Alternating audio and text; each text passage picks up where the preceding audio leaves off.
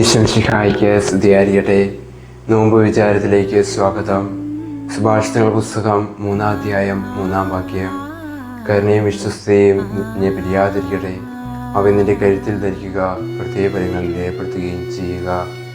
വിശ്വസ്തത, ഇതാണ് ഈശോ നമ്മിൽ നിന്ന് ആവശ്യപ്പെടുന്നത്. അവിടുന്ന് ഏൽപ്പിച്ച ദൗത്യത്തിൽ വിശ്വസ്തനായിരിക്കുക. അത്രമേൽ ദൈവം ആഗ്രഹിക്കുന്നത്. നമുക്ക് ഓരോരുത്തർക്കും വ്യത്യസ്തമായ കഴിവുകളും ഉത്തരവാദിത്തങ്ങളുമാണ് നൽകിയിരിക്കുന്നത്. ഇതിലൂടെയെല്ലാം നമ്മൾ കാഴ്ചവെക്കേണ്ടത് വിശ്വസ്തതയാണ്. ആദ്യമേ ദൈവത്തോട്, പിന്നീട് സമൂഹത്തോട്, പിന്നീട് നമ്മോട് തന്നെ. ഇതനുസരിക്കുന്നവർക്ക് അവിടുന്ന് പ്രതിഫലം നൽകും. ഇതിന് ഉത്തമ ഉദാഹരണമാണ് അബ്രാഹാം. എവിടേക്കാണ് പോകേണ്ടതെന്ന് അറിയാതെ തന്നെ അവൻ പുറപ്പെട്ടു. വിശ്വാസം മൂലം അവൻ പോകുകയായിരുന്നു. അവൻ പരദേശിയെപ്പോലെ അവിടെ കഴിഞ്ഞു. ജീവിതത്തിൽ വിശ്വസ്തത എന്നത് അവൻ അതിലൂടെ എല്ലാം പഠിച്ചു.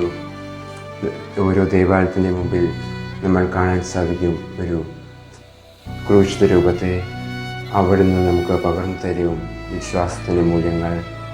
അവിടെ നമുക്ക് പഠിക്കാം. അവിടുന്ന് നമ്മൾ വിശ്വസ്തരായി തീരുകയും ചെയ്യും.